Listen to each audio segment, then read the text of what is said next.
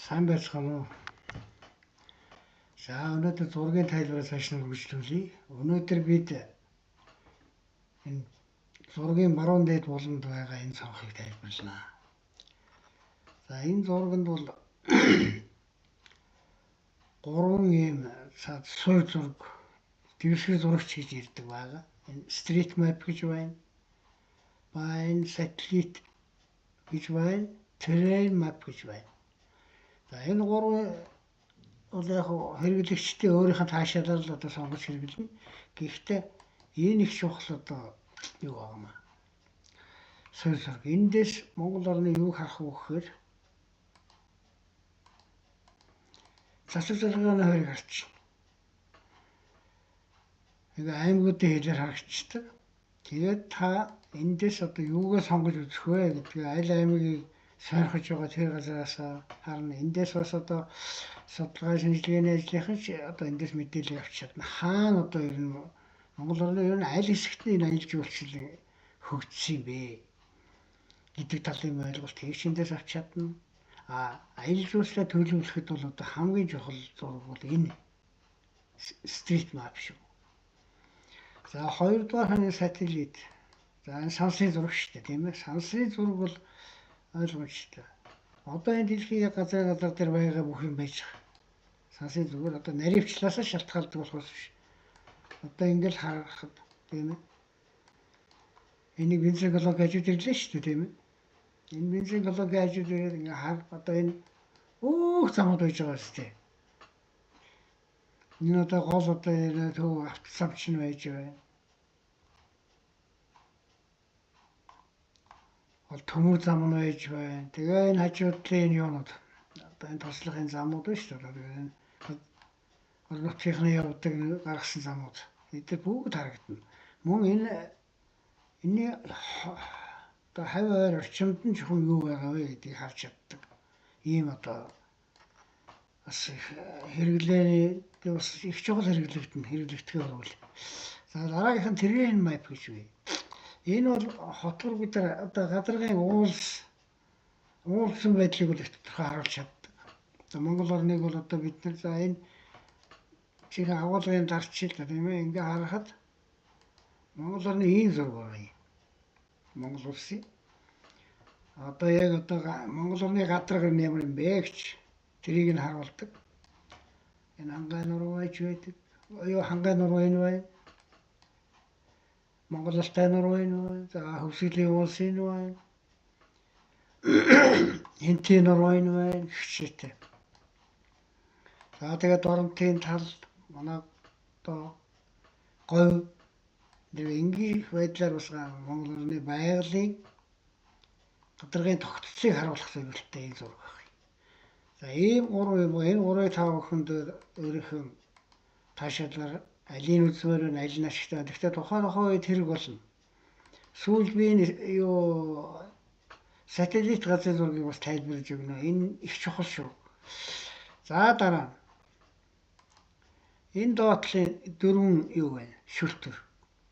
Эхнийх нь одоо байгалийн үсгэлэнт газар, төв соёлын дуусгал газар, шашны дуусгал газруудыг ярьсан. Ингээд харна. Тэгээ ингээ харагдчих штэ. За одоо эндээс юу харж болох вэ? Тэгээд задлаад харж үзье л да тийм ээ. За энэ ногоо навчны зурагтай хар зүрхний хөх нуур гэдгийг байна. Энийний зургийг нь олдог байх. Энийний зургийг нэмнэ. За хэрлэн бургас гэж байд юм байна. Хагийн хар нуур байна.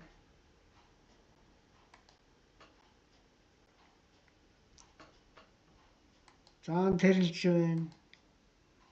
Асрал тайрхан уул байна. Тэргээл одоо ингээд байгалийн үсгэл газруудаа харж болно. За түүхийн юмуд бас байгаа энд.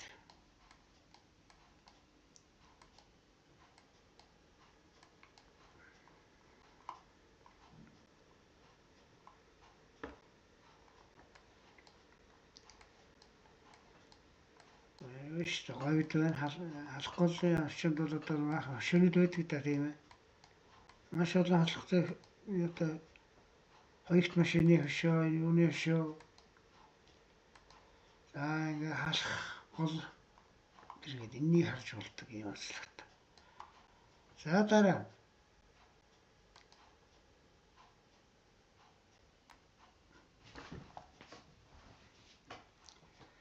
жуулчны байгууллагууд. За эндээс бол одоо энэ зурган дээр одоо Монгол орны харж штэ тийм ээ, аймагуудын байдлаар нь харж чадчих.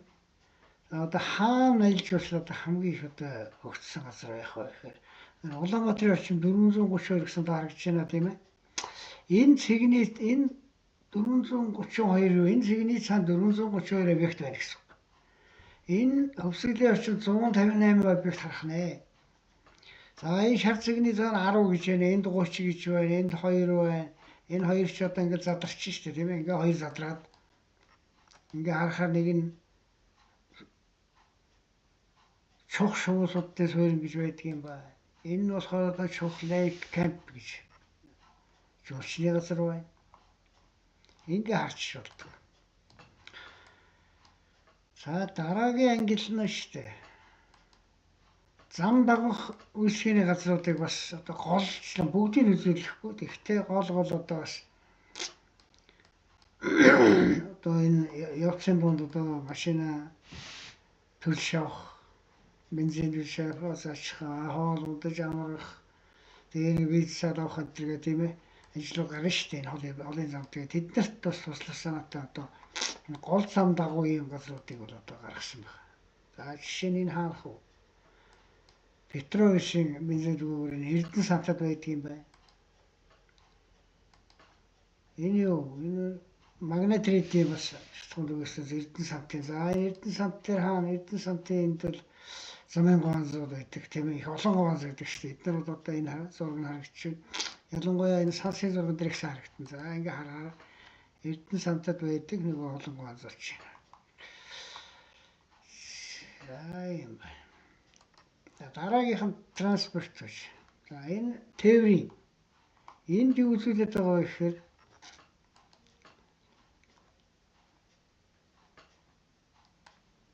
за эндээс бараг шулуухан харагдаж байна тийм ээ. Энэ шунгасны буудлууд байна. Энэ бол хэлийн бомбтууд.